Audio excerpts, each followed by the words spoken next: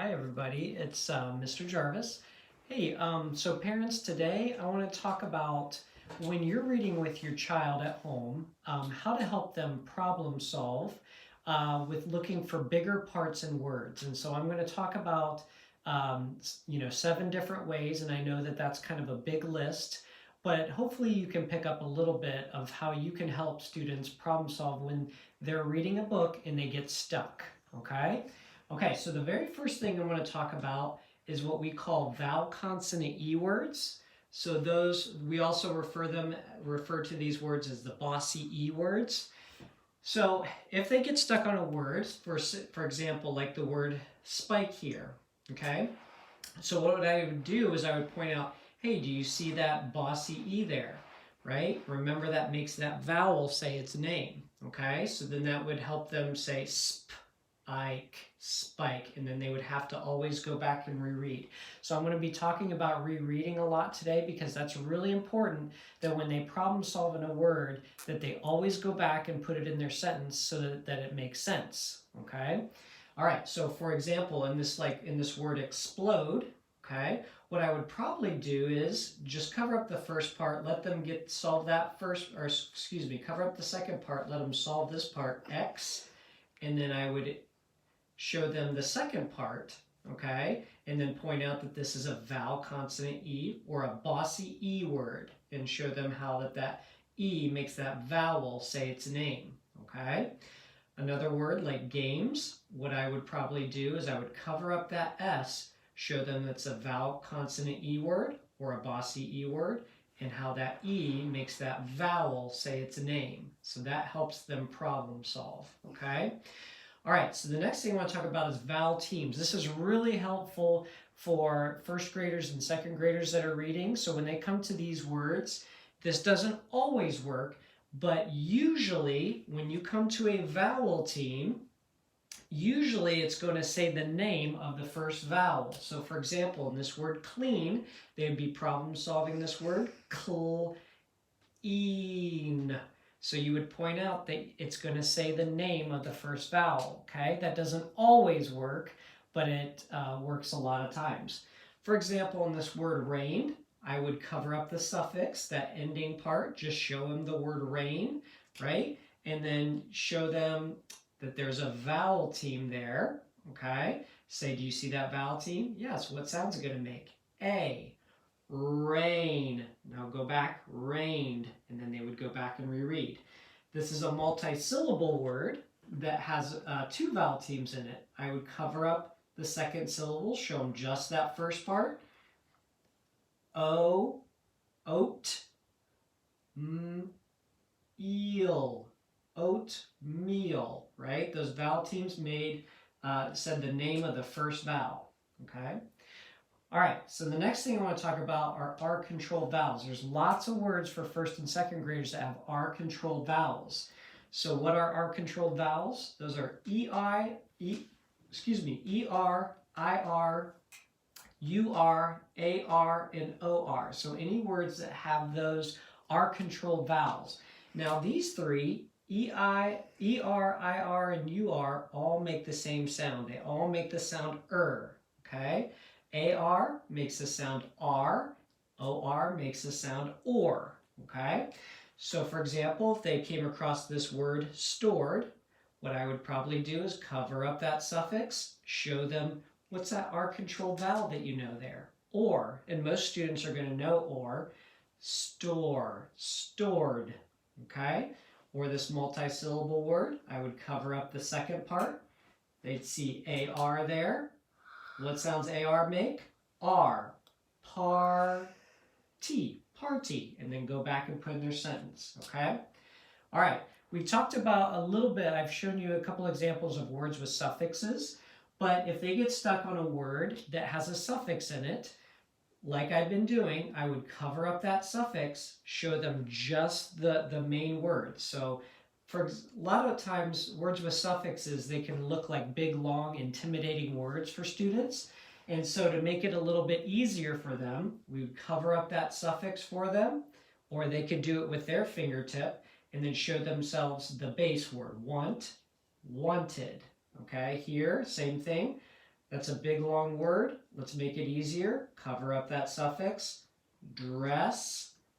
Okay, dressing. And then obviously go back and reread. Okay, I've also showed a couple examples of multi-syllable words and shown how to do that. So for example, this word always, I'd cover up that second part. What's that first part? All, ways, always. Hungry.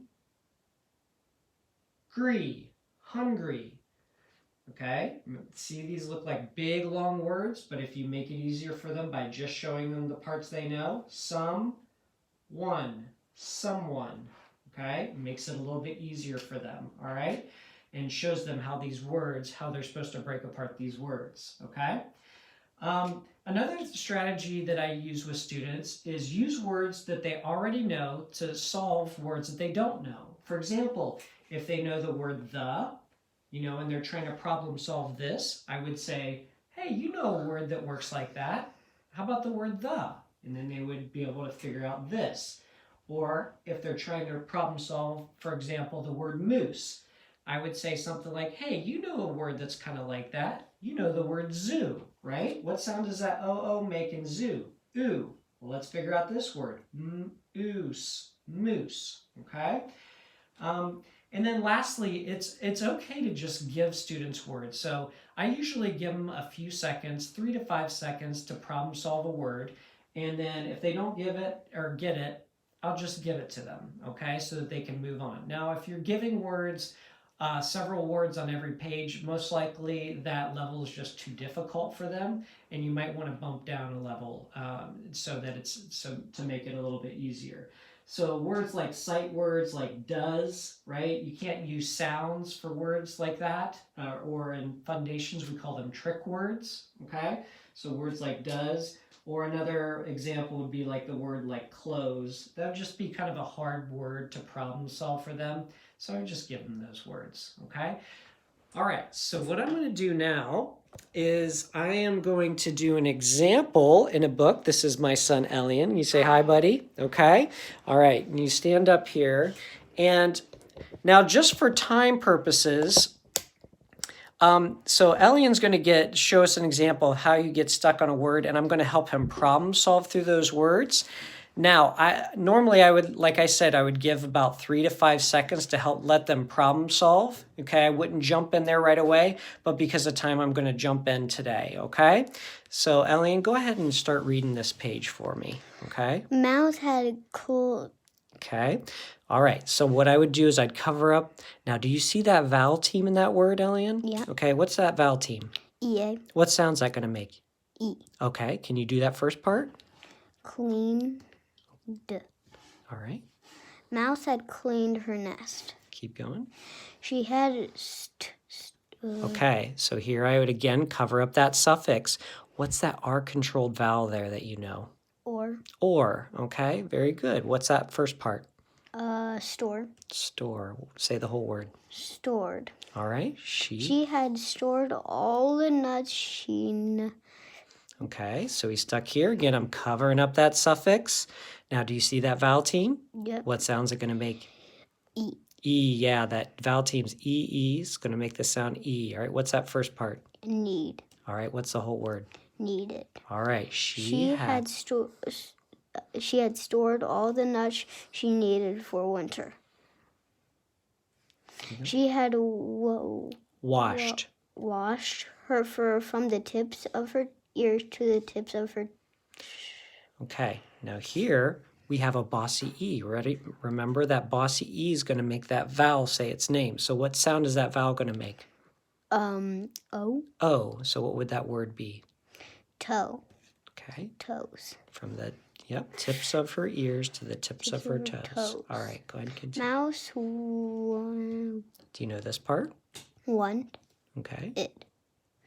Mouse wanted to do something fun. Okay, so here if he got stuck on this word, I would again just cover up that second part. He knows the part some, and then we read the whole word, something. Okay, all right. Let's have a. So what's that R-controlled vowel? What sounds A-R make? R. R. So what's that first part? Part. tea. All right, go back. Let's have a party, she said. What kind of party? Asked Skunk. We can play games, said Pins. We can have What part do you see in that word, Elian? What part do you know? Anne. Anne, right, and that's going to help you problem solve this word. Go back and see if it helps you. We can have dancing, said Rabbit. We can have food, said Moo. That was good. Because what, do you know the word zoo? Z-O-O? What sound does O-O make in that word? Ooh. Yeah, and you might even know moo, like a cow makes, right? So we see, say the first part. Moo. Moo. Sling. Very good. Now put it back in your story. We We can have food, said Moosling. He was all Good. You saw that first part. All. ways. He. He was always hungry. Good. Okay, so very good. So just showing you some ways that you can help your child problem solve. Again, I would not jump in that fast normally at all. I would usually give them, like I said, 3 to 5 seconds and see if they can do it on their own, okay? And then I would jump in to just kind of help them. So hopefully that's helpful to you.